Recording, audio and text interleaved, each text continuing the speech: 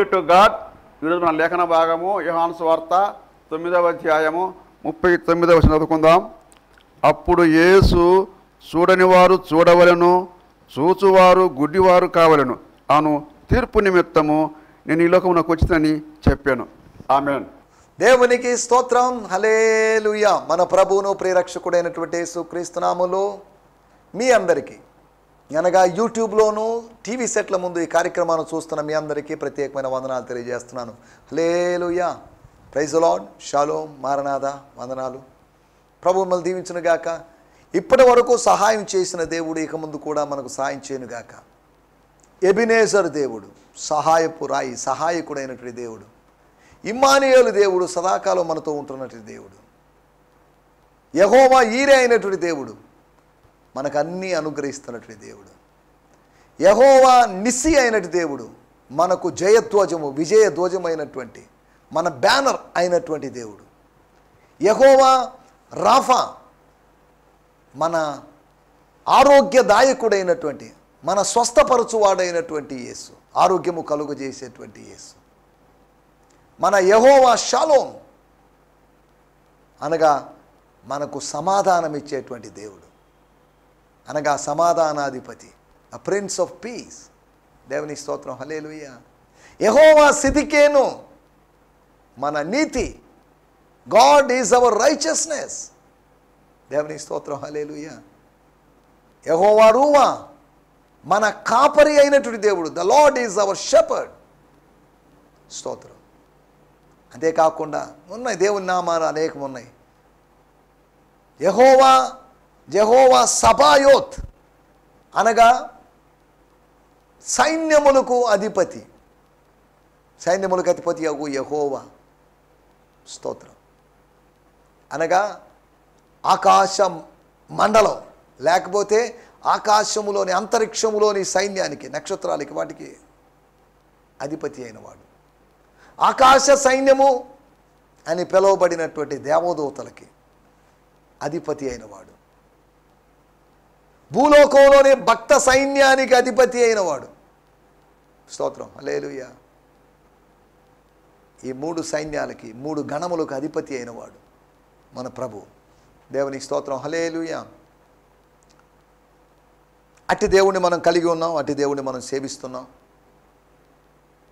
ఇటు దేవుడు ఎవరికైతే దేవుడుగా ఉన్నాడు, ఇటు దేవుడు ఎవరిని తన ప్రజలుగా ఏర్పాటు చేసుకున్నారు, వారు ధన్యులు, వారు ధన్యజీవులు, వారు దీవించబడిన వాళ్ళు. దేవుని స్తోత్రం. హల్లెలూయా. ఈ సమయంలో మనం దేవుని వాక్యాన్ని ధ్యానించుకుందాం.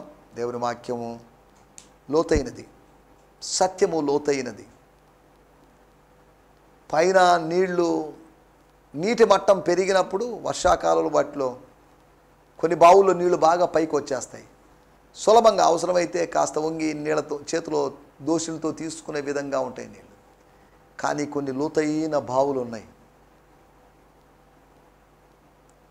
ఆ తాడు, ఆ బొక్కెన, లేకపోతే ఆ బకెట్ లోపలికి ఎక్కడికో వెళ్ళాలి. అక్కడి నుంచి మళ్ళీ నీళ్లు తీసుకొని రావాలి. స్తోత్రం. సత్యము కూడా బహు లోతుగా ఉన్నది. దాన్ని గ్రహింపగలిగిన వాడు ఎవరు? అర్థమైనట్టు ఉంటుంది, అర్థం కాని విధంగా ఉంటుంది సత్యం. సత్యాన్ని సరిగా విభజించకుండా చాలామంది సత్యాన్ని గ్రహించక, భక్తుడు పాడినట్లుగా, రాజుబాబు గారు పాడినట్లుగా, సత్యము నమ్మక గమ్యము కానక అమ్ముడు పోతినయ్యా, సత్యము నీవై బెత్తము చూపక నెత్తురు కార్చితివే, నా మత్తును బాపితివే. అవును, సత్యము ఆయన అయ్యాడు. ఆయనే మన సత్యం, యేసే మన సత్యం. Jesus is our truth. దేవుని స్తోత్రం. హల్లెలూయా. ఈ సమయంలో మనం దేవుని వాక్యాన్ని ధ్యానించుకుందాం. నిన్నటి ఎపిసోడ్లో యోహాను సువార్త 9వ అధ్యాయం 39వ వచనం ఆధారంగా చేసుకొని, చూడని వారు చూడాలి. చూడని వారు చూస్తే చూడాలి, అది లేదు వాళ్ళ ఇష్టం అండి, అది వాళ్ళ వ్యక్తిగతమైన నిర్ణయం, వాళ్ళకు వదిలేస్తున్నానని కాదు. చూడని వారు చూడాలి. ఏం చూడని వారు?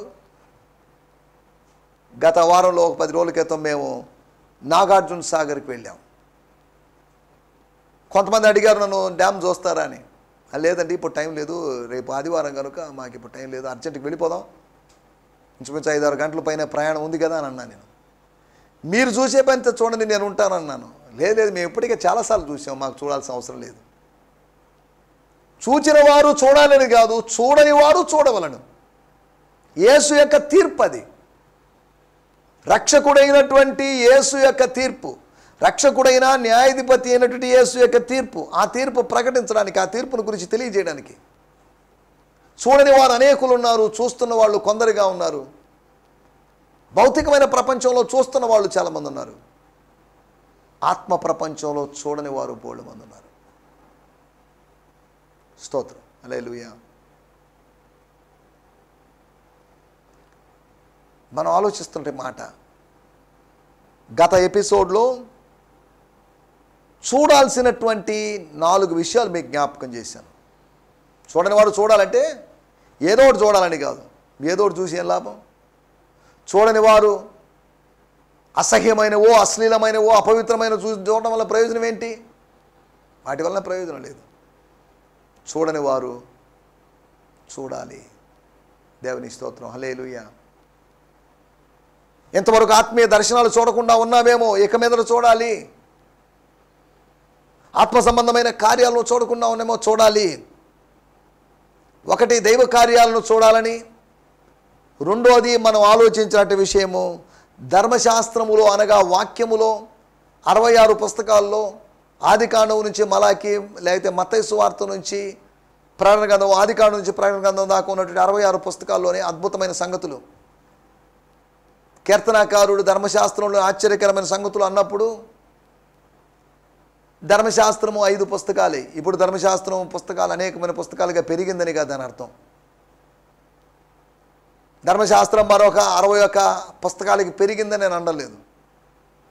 మొత్తాన్ని కలుపుకొని ధర్మశాస్త్రం అనుకోవచ్చు, తప్పేం లేదు. ధర్మం, మతం ఒక విధానం, దానికి సంబంధించిన శాస్త్రం. అన్ని శాస్త్రాలు ఉన్నట్లుగా ధర్మశాస్త్రం ఉంది. ధర్మశాస్త్రము కాదు కానీ దైవశాస్త్రం ఇది. దేవుని స్తోత్రం, హల్లెలూయా. దైవశాస్త్రంలో ఆదికాండం నుంచి ప్రకటన గ్రంథం దాకా ఉన్నటువంటి దైవశాస్త్రంలో, దేవుని గ్రంథంలో, కీర్తన గ్రంథములో 10వ అధ్యాయంలో ఒక మాట చదువుతున్నాను. అందుకు యేసు, మీరు దైవములని నేనంటినని మీ ధర్మశాస్త్రంలో వ్రాయబడి ఉండలేదా? దీన్ని పాయింట్అవుట్ చేశాడు దాదే శాంతరాజు అనే అతను. పట్టుబడ్డ యేసు పారిపోయిన పాస్టర్లు అనేటువంటి ఒక పుస్తకంలో చాలా క్వశ్చన్ అండ్ ఆన్సర్స్ ఉన్నాయి. క్వశ్చన్స్కి ఆయన అది అలా కాదు ఇలా అని వివరణ ఏదో ఇచ్చుకుంటూ వచ్చాడు. ఆయన పాయింట్ ఏంటంటే కీర్తన గ్రంథంలో ఉన్న దాన్ని పట్టుకొని ధర్మశాస్త్రంలో ఉందని చెప్పాడు. ఈ యేసుకి ఏది కీర్తనలో ఏది ధర్మశాస్త్రమో తెలియదా? అది ఆయన పాయింట్. సరే శాంతరాజు, నేను ఒక ప్రశ్న అడుగుతున్నాను.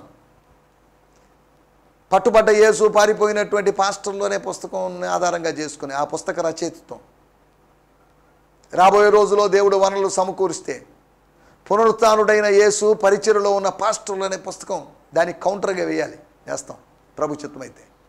స్తోత్రం.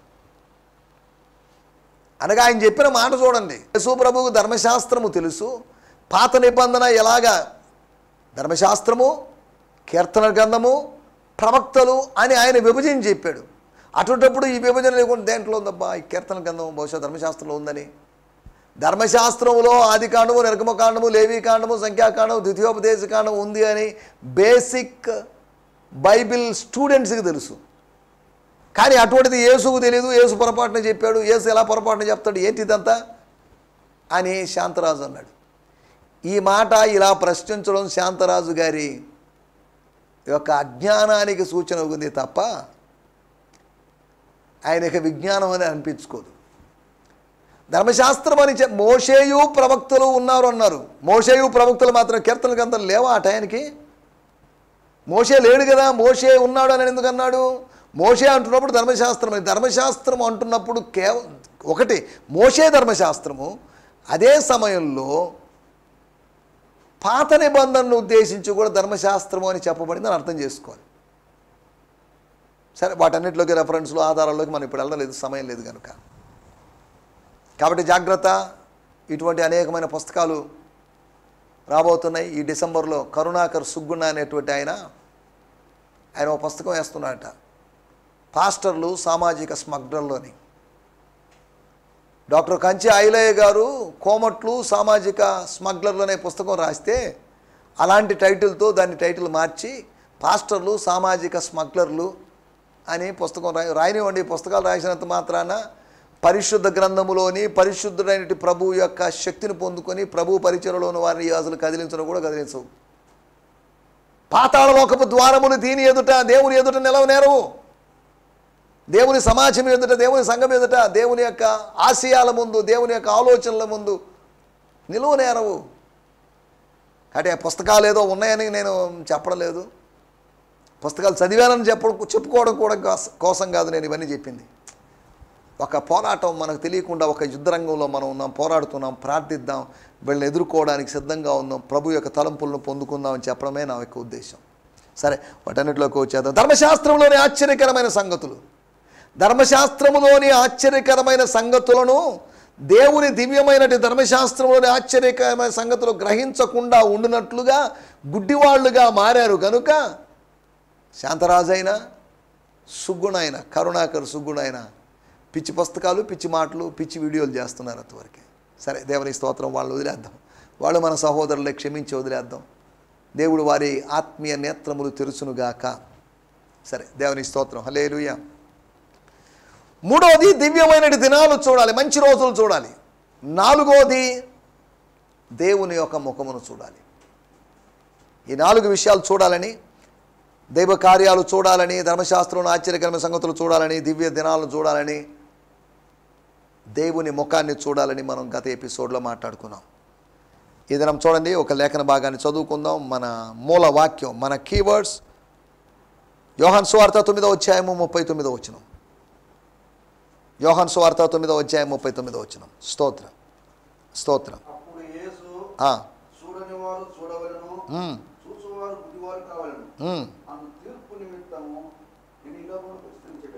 And Jesus said, I have come to judge those who think they see and make them blind, and for those who are blind I have come to make them see. స్తోత్రం. వాడుక భాష బైబిల్లో కూడా మనం చదువుకుందాం. యోహాను సువార్త 9వ అధ్యాయము 39వ వచనం. గత ఎపిసోడ్లో కూడా మనం ఇదే వచనం గురించి మాట్లాడుకున్నాం. యేసు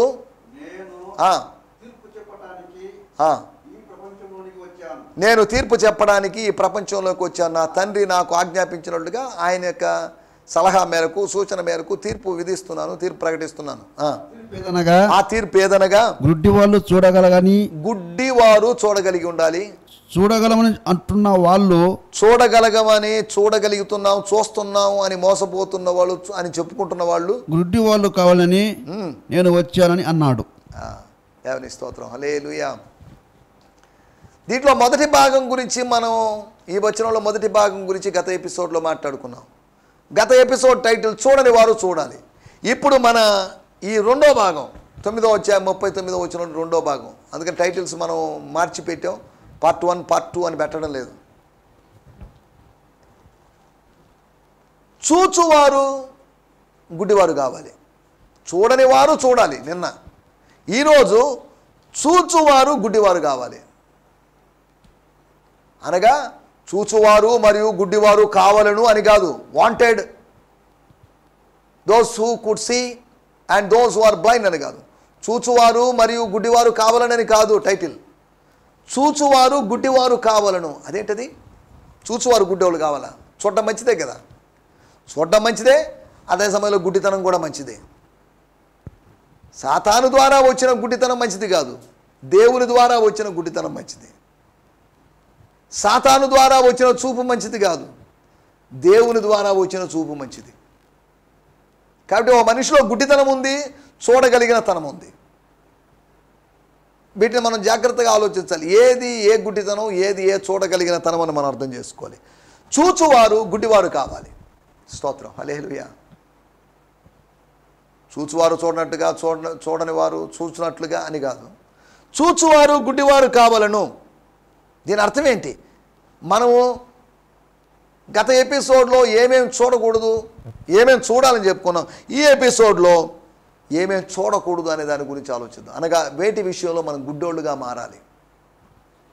మొదటి సమూయేలు గ్రంథం 10వ అధ్యాయంలో చెవిటివాడుగా మారాడు. అలాగైతే మనము గుడ్డివాళ్ళుగా మారాల్సిన అవసరం ఉంది. ఆత్మ సంబంధమైనటువంటి వాళ్ళమైన మనం గుడ్డివాళ్ళుగా మారాల్సినటువంటి అవసరత ఉంది. చెవిటి వాళ్ళుగా మారాల్సిన అవసరం ఉంది. మూగవాళ్ళుగా మారాల్సిన అవసరం ఉంది. ఈ సందర్భంలో యెషయా గ్రంథము 42వ అధ్యాయము 603వ పేజీలోంచి ఒక మాట చదువుతాను. 18వ వచనం, 42:18. చెవిటి వారలారా వినుడి, గుడ్డివారలారా మీరు గ్రహించున్నట్లు ఆలోచించుడి.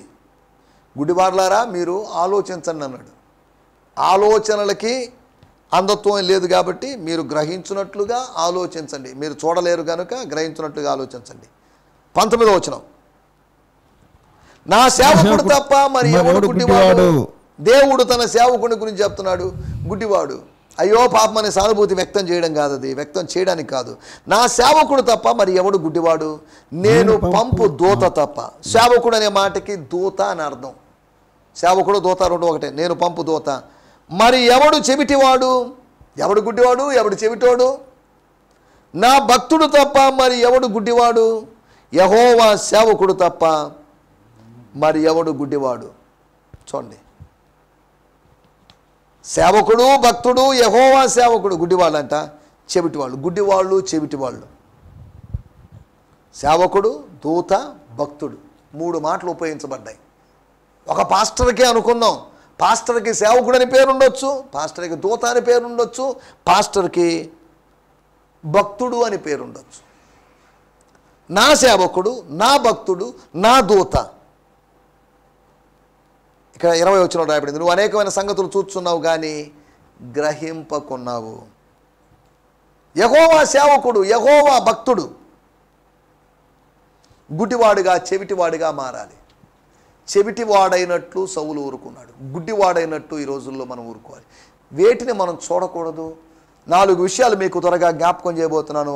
వేటిని చూడకూడదు అనే విషయాలు. మొట్టమొదటి మాట 119వ కీర్తనలో 37వ వచనం. గత ఎపిసోడ్లో 119వ కీర్తన 18వ వచనం చదువుకున్నాం. ఈ ఎపిసోడ్లో 119వ కీర్తన 37వ వచనం. వ్యర్థమైన వాటిని చూడకుండా, వ్యర్థమైన వాటిని చూడకుండా నా కళ్ళు త్రిప్పివేయుము. ముందు వచనాల్లో 18వ వచనములో ఆయన చెప్తున్నాడు, ఆశ్చర్యకరమైన సంగతులు గ్రహించినట్టు నా కనులు తెరువుము అన్నాడు. తర్వాత ఒక 18 వచనాల తర్వాత ఆయన చెప్పినట్టు మాట ఏంటంటే 37వ వచనంలో నేను చదువుతున్నాను. స్తోత్రం. Help me to turn my eyes away from illusions. Help me turn my eyes away from illusions. భ్రమల్లో నుంచి, భ్రాంతుల్లో నుంచి. So that I pursue only that which is true. Drench my soul with life as I walk in your paths.